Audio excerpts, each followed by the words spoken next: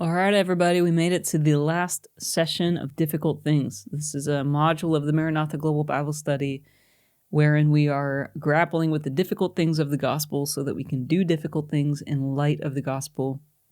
And I want to say thank you. If you've trudged through 26 sessions before this to get to this session, I pray it is a jewel in your crown in heaven, not because this was like,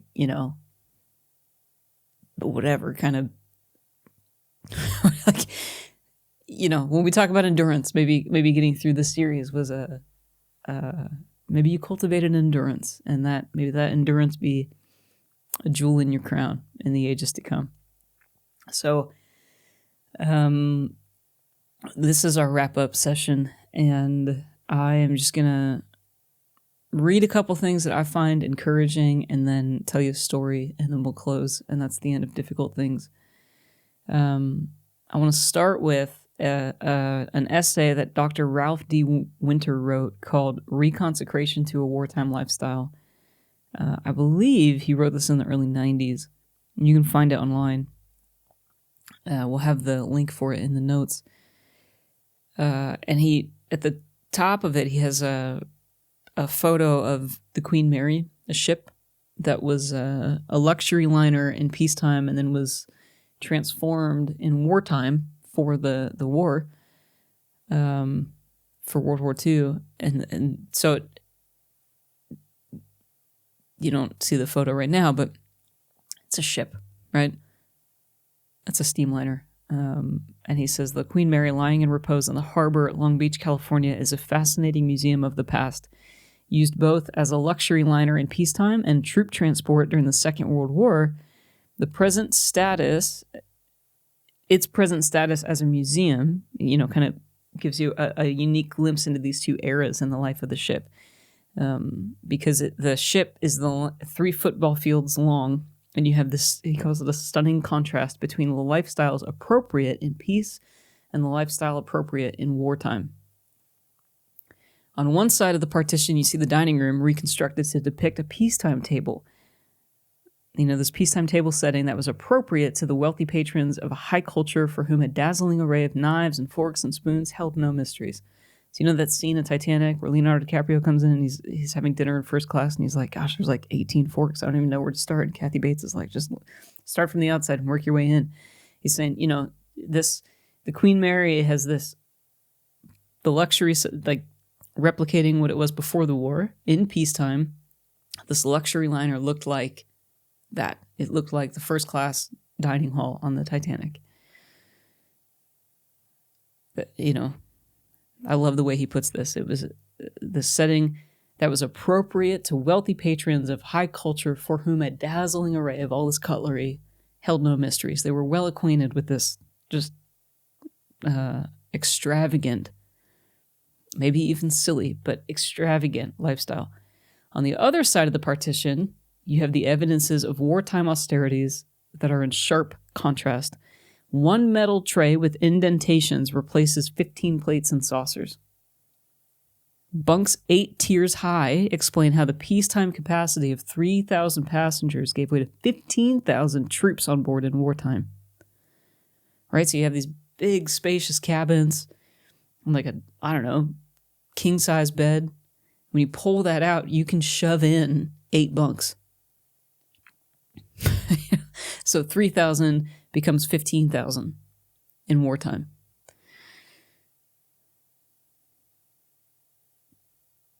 And so Dr. Winter says, how repugnant to the peacetime masters this transformation must have been, the designers of the ship. Like, if they were alive to see it, they probably would have been like, yeah, do whatever you have to do to stop the Third Reich. But there would be at least some degree of grief to see this beautiful luxury liner that they developed and built repurposed and stripped of all of these things that she was meant for and designed for, to be leveraged in wartime. To do it took a national emergency, of course. The survival of a nation depended on it. The essence of the Great Commission today is that the survival of many millions of people depends on its fulfillment. So, proverbially speaking, We live in a wartime, and we have to live appropriately for wartime demands. Wartime places demands on your life that peacetime does not. So, we spent the first quarter of this series examining the meta-narrative of the war and what do we find ourselves in? What are the eternal purposes of God? How and why and what Jerusalem and the everlasting covenant? Why does Paul say fight the good fight? What is the good fight? What are we fighting? What are we fighting for? All of those things. So now all of that established behind us, we live in a wartime. And we have to live, it would be inappropriate to live a peacetime lifestyle in war, right? And it would be weird to live a wartime lifestyle in peace. It would be weird, but it would be inappropriate to live a peacetime lifestyle in war. So say you were in the UK during the Second World War and the Third Reich is doing the Blitzkrieg and just demolishing the country, it would be bizarre to prioritize your 15 cups and saucers and your 18 pieces of cutlery, right? That would be weird. I have heard, you'd have to fact check me on this, but Queen Elizabeth II was engaged, right around this time. Because there were rations, even the heir to the throne didn't go spend a ton of money out and designing and developing a wedding dress. She took silk rations and then had her wedding dress made out of rationed fabric because it was wartime. And that was the appropriate response in wartime. She didn't live as though it were peacetime while her citizens were getting bombed out. You know what I mean? So Dr. Winter says, the essence of the Great Commission today is that the survival of many millions of people depends on its fulfillment. But obedience to the Great Commission has more consistently been poisoned by affluence than anything else. Obedience to the Great Commission has been poisoned by affluence more than anything else. The greatest hindrance, and I'm proposing this. But I'm reading this essay because I love it. Could it be the greatest hindrance to the Great Commission is affluence and comfort, and maybe we're not willing to go or send and participate on whatever level because we like our little creature comfort bubble that we've cultivated. The antidote for affluence is reconsecration. Consecration is by definition the setting apart of things for holy use. The antidote for affluence is reconsecration, and reconsecration to a wartime lifestyle. Affluence did not keep Bourdonnais from giving his life in Egypt. Affluence didn't stop Francis of Assisi from moving against the tide of his time. He says, the missionary tradition has always stressed a practical measure of austerity and simplicity, as well as a parity of level of consumption within its missionary ranks. I want to qualify this term because it's, the word missionary means a lot of things to a lot of people in a lot of places, and it varies place to place. But let's say you want to be obedient to the commands of Jesus and bear faithful witness of Jesus to people around you. Not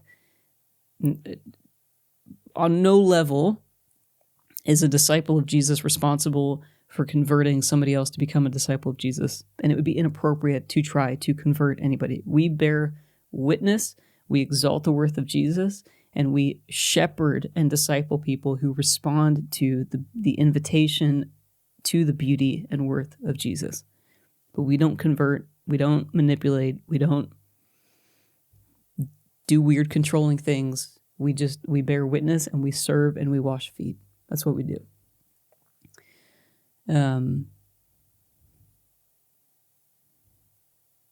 But it requires sacrifice, right? So I'm trying to kind of paraphrase this and distill it as I'm reading it. It requires sacrifice. He's saying the same lifestyle that it would require to do that task. And he's speaking specifically of serving on a foreign field. is seen impractical back home. But widespread reconsecration to a reformed lifestyle with wartime priorities is not likely to be successful amongst the home front. So Winters is drawing a line between, you have people who, proverbially speaking, they go in the field, they go to the war front. He goes, so it makes sense if you're on the war front to live simply, but it doesn't make sense if you're on the home front to live simply. However, success to the mission means that everybody lives as though this is wartime and not peacetime. Because if these folks are living as if it's wartime and these guys are living as though it's peacetime, this thing's going to break down, right?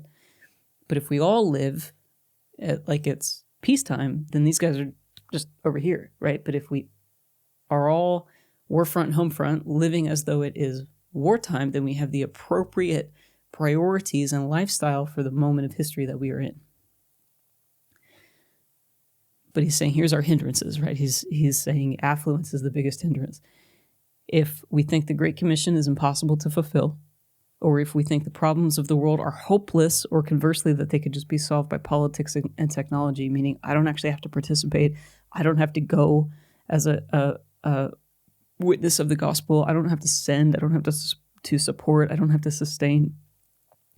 Or if we think that our problems at home are the biggest problems on the planet and we don't care about gospel poverty, or if we are so enamored with our own culture that we don't understand that people internationally can also become vibrant disciples of King Jesus in their own culture without abandoning their own culture.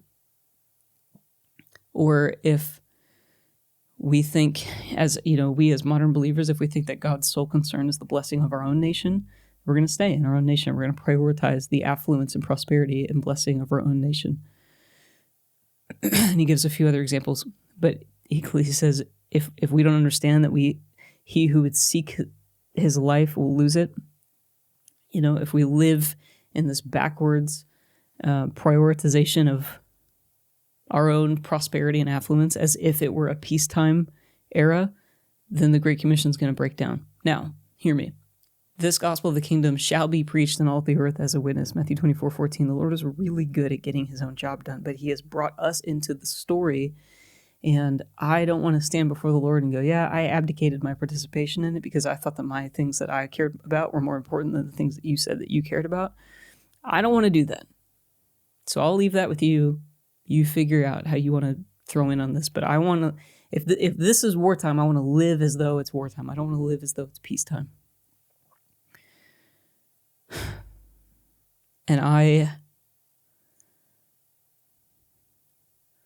find this example of the Queen Mary so compelling because I don't know if it's still there now, but it's this floating museum contrasting peacetime affluence and wartime sacrifice.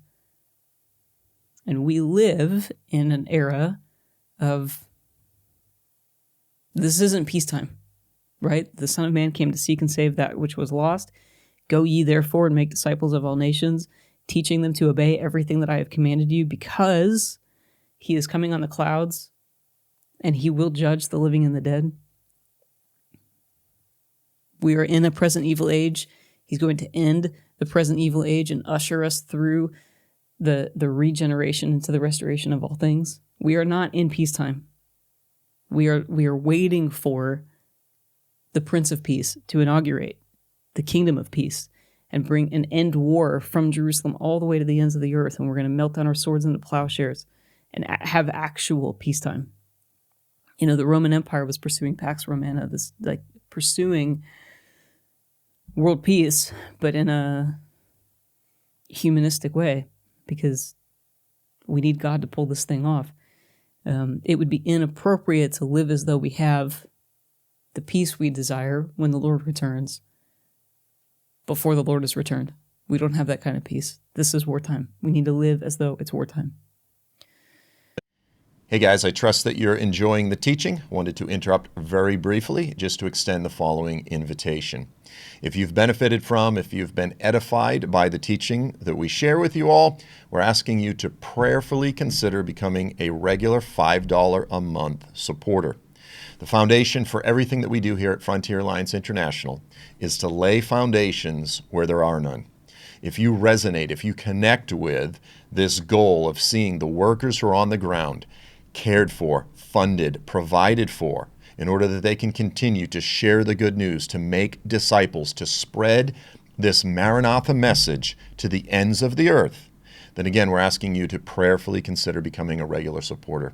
If you're already a supporter, thank you so much. Again, if you're not, we just ask you to pray about it. The links to give are either going to be at the bottom of the video or in the app. We'll make sure that they're available, faimission.org. Again, thank you so much. Back to the teaching. So the second thing I want to read, not the whole thing, and we have this online. We have this FAI.online. It was the first article that we published back in November 2014. It's also an appendix in Dalton's book, Unto Death. But it was an article written by Samuel Zwemer, published by the Student Volunteer Movement in 1911 under the original title, The Unoccupied Mission Fields of Africa and Asia. So I'll just read, maybe the first, 2 or 3 paragraphs. I come back and reread this probably once a year, maybe a little bit more, both of these things. And anytime we do a field training, I do this kind of session with potential pioneers who are weighing up a season or a life on the field. Because I think I don't want anybody coming. I don't want to be bright-eyed and bushy-tailed. I don't want anybody to come in being bright-eyed and bushy-tailed. I think we need to reckon with how difficult the task is and the weight of, the stressors and burdens and things to do the work to exalt the worth of Jesus among the unreached and unengaged at the end of the age. And again, you might go or you might send. But Pastor John Piper puts it succinctly as always. He's like, when it comes to the Great Commission, you go, you send, or you disobey. There's 3 ways that you can participate. You go, you send, or you disobey. And at the end of the day, I want to close this difficult things series with this issue, because at the end of the day, if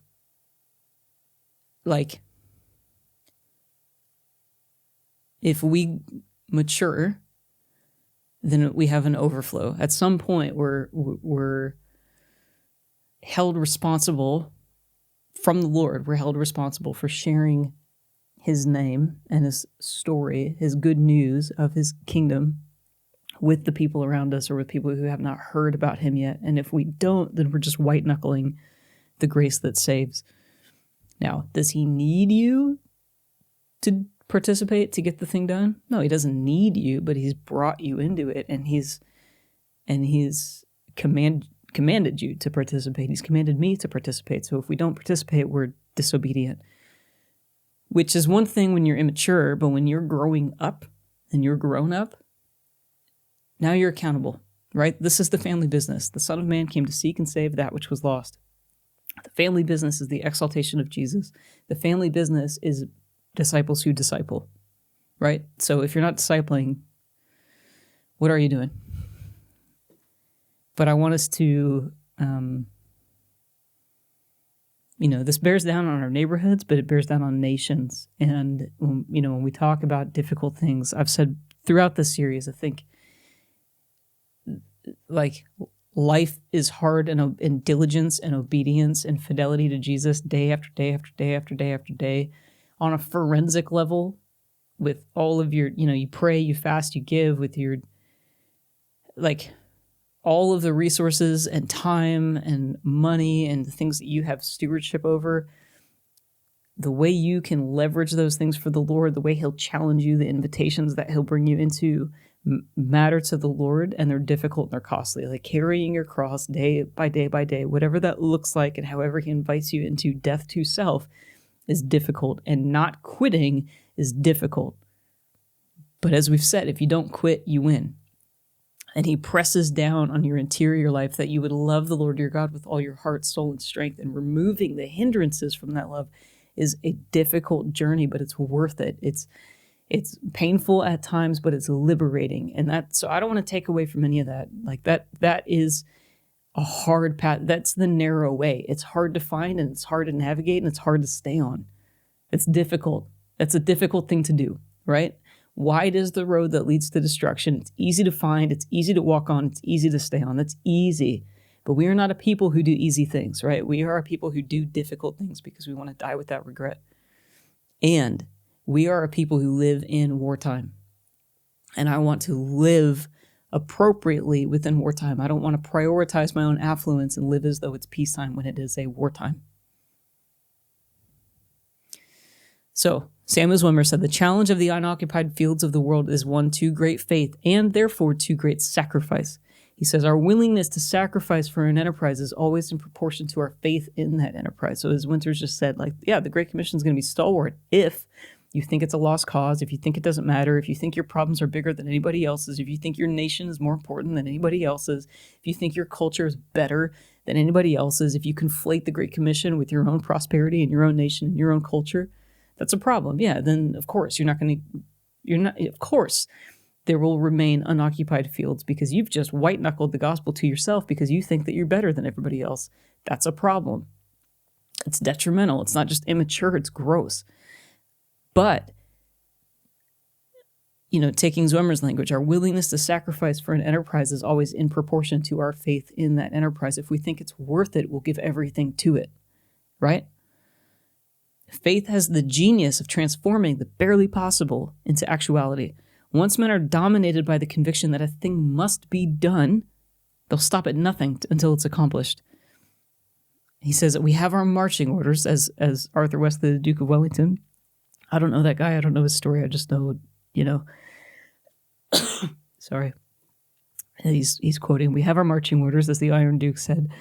And because our commander-in-chief is not absent, but he is with us, the impossible, the exaltation of Jesus amongst all men everywhere, this gospel of the kingdom will reach all nations of the earth as a witness. The impossible becomes not only practical, but imperative. Now it must be done. And we'll give everything to it. Charles Spurgeon, preaching from the text, all power is given unto me, lo, therefore, I am with you always, the go ye therefore and make disciples of all nations. He said, you have a factor here that is absolutely infinite. And what does it matter what the other factors may be? Well, I'll do as much as I can, says one. Zwimmer goes, any fool can do that. Any fool can do as much as he can. He goes, go in even further and do the impossible. Lean into the things that only God could do. Only God could achieve them through you. Remember in 2 Chronicles 16, I think verse 9, half of verse 9 says, the eyes of the Lord are searching the earth to and fro to find a heart that is completely his, on whose behalf he can show himself strong. Be that guy. Be that girl. Lean in, all in, and give the Lord your whole story. Go, apprehend me, God, and write whatever story you want and show off through my life that I would be a sign and a wonder and a trophy of grace, that you could do something with my life that only you could do. Leverage me for your glory. How can he leverage you for his glory amongst people who've not heard of him yet? Like half of the world's population has not heard him. There are no foundations for the gospel in many, many, many places amongst many, many, many people groups. I'll do as much as I can. Well, any fool can do that. But he that believes in Christ does what he cannot do, attempts the impossible, and performs it. I'm sorry, that was still a Spurgeon quote. Whoever didn't say that. Spurgeon, as only Spurgeon. Spurgeon being Spurgeon. Yeah, any fool can do that. But he that believes in Christ does what he cannot do. He attempts the impossible, and he performs the impossible. So back to Zwimmer. He says, frequent setbacks and apparent failure never dishearten the real pioneer. Now, that threatens me a little bit because I am sometimes disheartened, so I don't know, maybe I'm not a real pioneer. But frequent setbacks and apparent failure never dishearten the real pioneer. Occasional martyrdoms are only a fresh incentive. Opposition is a stimulus to greater activity. He says, great victory has never been possible without great sacrifice. He said, if the winning of Port Arthur required human bullets, we cannot expect to carry the Port Arthurs and Gibraltars of the non-Christian world without the loss of life. Meaning, if we're going to bring the gospel of the kingdom to people who have never heard it yet, some people will die, and we have to go, entrust we love not our lives, even unto death. You overcome the evil one by the blood of the Lamb, the word of your testimony, and not loving your life even unto death. So you can go all in. You can attempt the impossible and achieve it because you can leverage your life and you don't care what it costs you because this is wartime. Right? Does it really matter how many die or how much money we spend in opening closed doors? Remember Hudson Taylor's prayer, men, means, and open doors. Does it really matter? Does it really matter how many die or how much money we spend in opening closed doors and in occupying the different fields if we really believe that missions are warfare and the King's glory is at stake?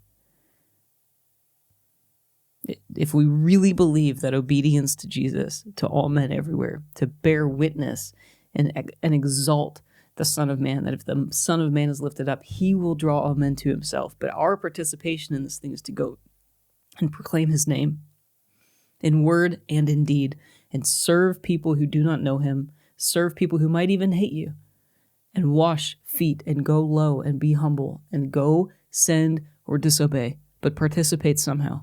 This is the difficult task of our generation. You know, there's been buzzwords in the past, like when Zwemmer was writing this, the buzzword amongst college students was the evangelization of the world in this generation. And ultimately, well, anyway, we don't need to get into that. The movement fell apart for a few things that we can learn about, but we'll do that in a different series.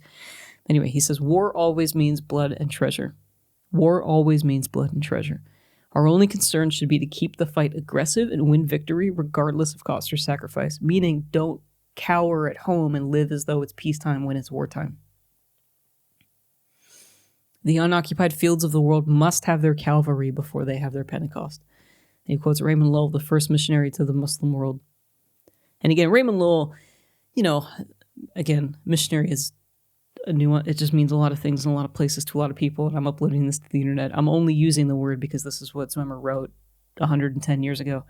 But someone who is obedient to the crucified King, who lived as a servant and washed people's feet. And Raymond Lull was a, you know, in the era of the Crusades, and all of his buddies were picking up the sword to go fight for the glory of Jerusalem and killing people who'd never heard the name of Jesus or had a distortion of the name of Jesus and believed lies about Jesus, but were not alive in Jesus, killing them for the glory of Jesus. Somehow he was like, guys, this is backwards. You should not pick up your sword. You should pick up your cross. So he picked up his cross and he moved to the Muslim world. He was in North Africa for years, was martyred in North Africa. But he said, as a hungry man makes dispatch and takes large morsels on account of his great hunger, so thy servant feels a great desire to die that he might glorify thee. He hurries day and night to complete his work in order that he may give up his blood and his tears to be shed for thee. And this is not to glorify like, well, I mean, Zwemmer's going to expound upon it here, but I just want to qualify this. It's not like on no level was, I mean, I don't know Lull, but Lull, Zwemmer, FAI, we're not endorsing a like carnal pursuit of being martyred, you know, but it's picture how ineffective Allied forces would have been on D-Day if they didn't charge the beaches of Normandy. You know, if they like came to the boat and went, well, I don't know, there's guns on the other side of this thing, and I don't really know if this is worth it, so I'm just gonna swim back across the channel and go back to U pottery. Not helpful, right? Would not achieve the task. The success of D-Day was because the men on the boats, you know, and in the airplanes jumping in behind enemy lines, believed in the mission, gave themselves to it, and leaned into it, and it didn't matter if they lived or died, and many of them gave their lives to achieve the mission because the mission is more important than your ego. And they knew that they were part of a story, part of a company that was being leveraged to achieve a worthy task. And they gave themselves to it. And they didn't know if they were going to live or die, but that wasn't their priority that day. Their priority was accomplishing the mission and being obedient to the orders of their commander-in-chief. And we have to live obedient to the orders of our commander-in-chief. So, the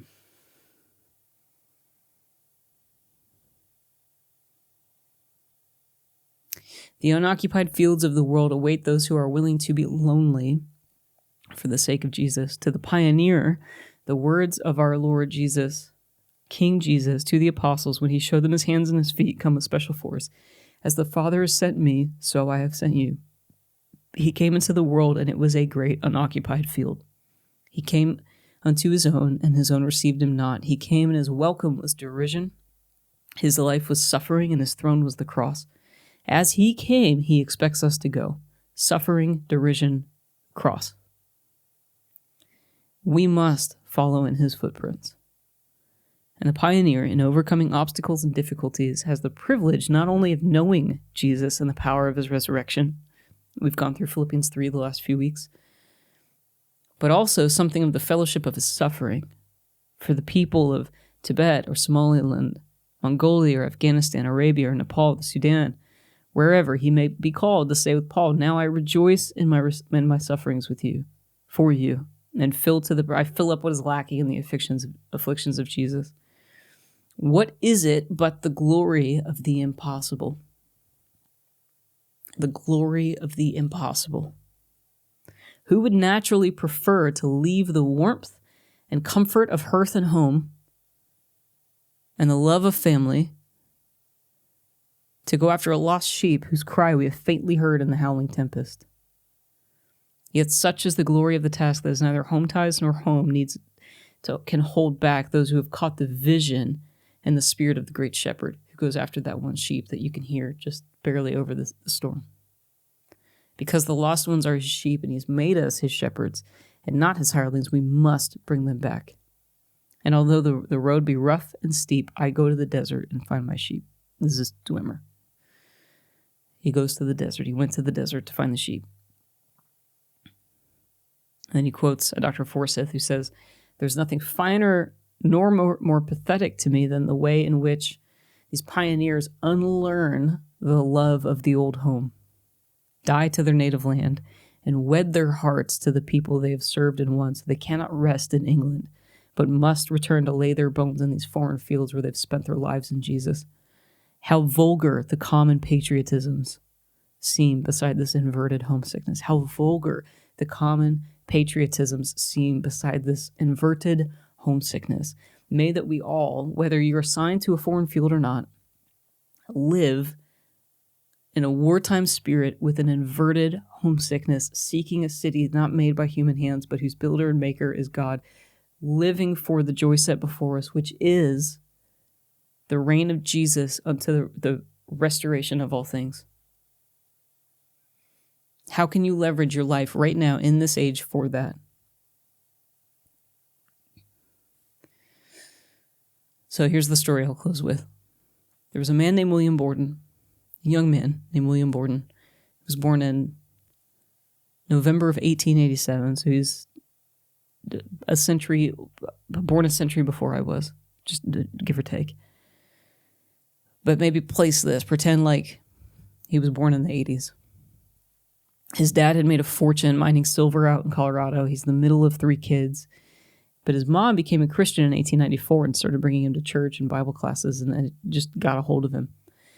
So then he graduates high school and he takes a gap year, and he's 16 years old. His dad just he goes on a world trip, and he gets gripped with a burden for the unreached and unengaged in Asia, the Middle East, and in Europe. And he decides, I want to serve Muslims in China. And so he writes home that he feels this desire, that he wants to do this with his life. His father was like, you're throwing your life away. I've built this whole empire. You're going to take it over. You're going to steward the family business. You're going to carry on the legacy. You're going to keep this thing going. You're going to make money, right? You're going to have a real job. You can pray. You can go to church. You can do the thing. You can do the convenient stuff. But don't throw your life away on a foreign field. Don't throw away the fortune that I've amassed for the family because you want to go do something cute on a foreign field. That would be stupid. And so Borden writes in the margin of his Bible as he processes all of this, he writes, no reserves. And so then he gets back from the gap year. He goes to college. He goes to Yale. And in 1905, goes to Yale. He spearheads prayer meetings. Still feels this burden for the unreached and unengaged of the world. Is praying for this people group that he feels an assignment towards. And orients his life towards a pioneering ministry overseas. And rather than, going to college to train, to take over the family business and do the thing and do what his dad wants him to do.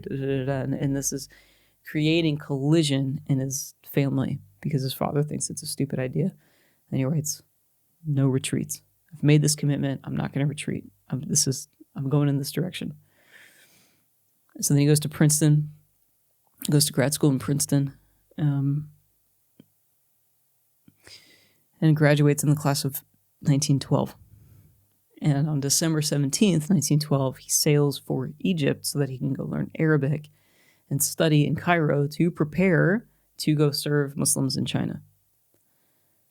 So he has this intention, right, that he's been orienting his entire young adulthood around to go do this thing.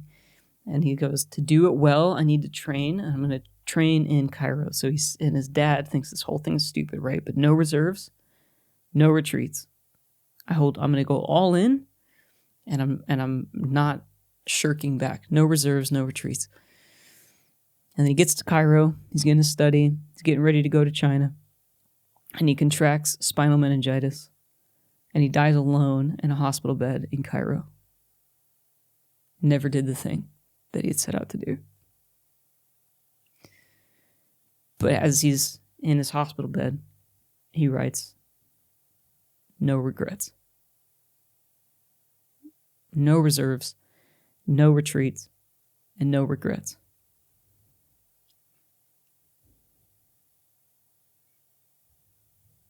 So what does it look like to do difficult things? In the era in human history, the moment in human history, the moment in this present evil age that you find yourself in, how do you fight the good fight on a Tuesday afternoon? And how do you fight the good fight in such a way that when you're 80, you can look back on your life and go, yeah, I was responsible with what I knew. You're going to be accountable to everything that you know. And wherever you are in your lifespan, maybe you're closer to 80 than you are further from it. Maybe you're further from 80 than you were closer to it. Whatever. But today, are you living a peacetime lifestyle or are you living a wartime lifestyle? What does it mean to do difficult things and die without regret? And is it possible, is it worthwhile to orient yourself such with all these ambitions that are holy and good, but die alone in a hospital bed in Cairo in April of 1913? Can you die without regret? Alone in a hospital bed in Cairo. Your parents won't hear about it for months because it takes time for letters to sail across the Atlantic. Was it worth it? And would you regret it? I remember Mary of Bethany when she shatters that alabaster and pours out a year's wages to anoint Jesus. And then within the week, he's crucified. Within the week, he's resurrected. And 40 days later, he ascends.